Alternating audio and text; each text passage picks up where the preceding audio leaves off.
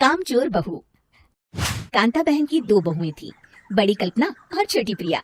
कल्पना का जैसा नाम वैसा ही काम। सारा दिन कल्पनाओं में रहती, ना कोई काम करती ना कोई धाम। अरे कल्पना बहू, जरा अच्छी सी चटनी पीस दे, आज कुछ मजेदार खाने का मन है।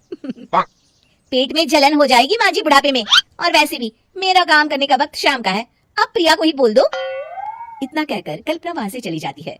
कांता कल्पना के ऐसे रवैये से काफी परेशान रहती है।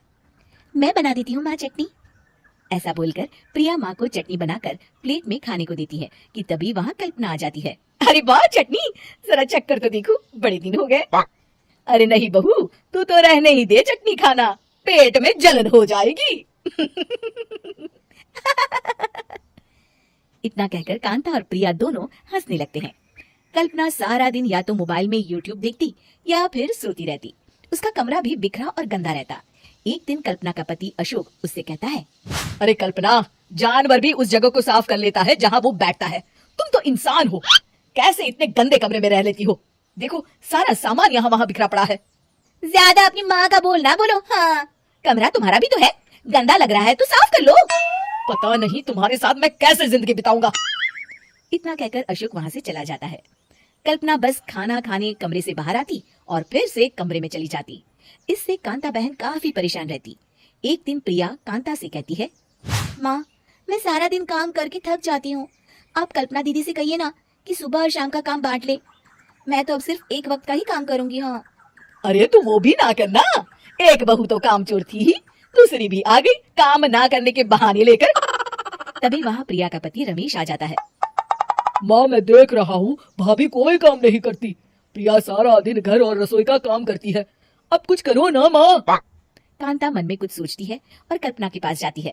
कल्पना फोन पर मेकअप करना देख रही होती है। कल्पना, तुम सारा दिन बस मोबाइल देखती हो, घर का कोई काम भी कर लिया करो। प्रिया सारा दिन काम करके थक जाती है, आज से मैंने फैसला किया है, एक वक्त का काम तुम करोगी, सुबह का खाना तुम बनाओगी और रात का प्रिया। आप लोगों ने काम को हवा बना रखा है। अरे पता नहीं थोड़ा सा ज्यादा काम करने में आप लोग घबरा क्यों जाती हैं? और हाँ, बहुत ज्यादा प्रिया की तारीफ मत करिए मेरे सामने, बड़ी बहू तो मैं ही रहूंगी। मैं कुछ नहीं जानती, कल सुबह मुझे वक्त से खाना चाहिए, रसोई में आ जाना, वरना कल से तुझे खाना नहीं मिलेगा। अगली सुबह कल्पना रसोई में नहीं आती है। वो देर से सोकर उठती है और बाहर आकर कहती है, अरे भूख लगी है, आज खाने में क्या है? इतनी देर हो गई, आज किसी ने मुझे उठाया भी नहीं, पता नहीं कहाँ है सब। कल्पना को घर में कोई नहीं दिखता। वो रसोई की तरफ जाती है जहाँ बड़ा सा ताला लगा होता है। अरे रसोई में ताला, ओ मैं तो भूल ही गई थी, माँ ने आज से सुबह का खाना मुझे बनाने को कहा था। हे भगवान, इतने लोगों का खाना बनाना क्या आसान है? तभी घर के सारे सदस्य बाहर से वापस आते हैं। वाह माँ जी, मजा आ गया छोले भटूरे खाकर। मेरे मुंह में तो अभी भी स्वाद आ रहा है। अरे कल्पना, तेरे भरोसे रहते तो हम तो भूखे ही रह जाते। कल्पना को बहुत गुस्सा आ जाता है।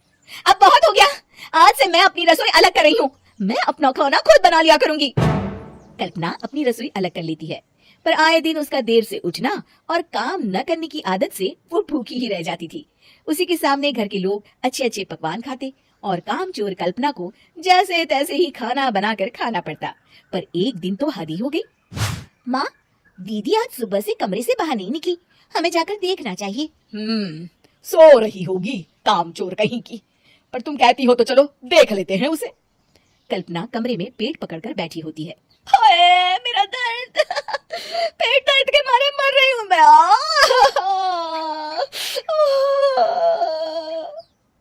अरे दीदी क्या हुआ, पेट में दर्द क्यों हो रहा है, डॉक्टर को दिखाया आपने? माँ, कल्पना खड़ी होती है और माँ जी के पास आती है। मुझे माफ कर दीजिए, अब से मैं सारे काम में मदद करूंगी, कभी आलस और काम चोरी नहीं करूंगी। हाँ हाँ वो तो ठीक है, लेकिन अचानक क्या हो गया जो तू काम करने को तैयार हो गई? कामचोर कल्पना। माँ, लगातार बासी और उल्टा पुल्टा खाना खाने के कारण मेरे पेट में इन्फेक्शन हो गया है, काम ना करना पड़े इसलिए मैं 2 दिन का खाना एक दिन ही बना लेती थी, बासी और खराब खाना खाने के कारण लेने के देने पड़ गए, पेट में दर्द हो रहा है। चलो अच्छा हुआ, देर आए दुरुस्त आए।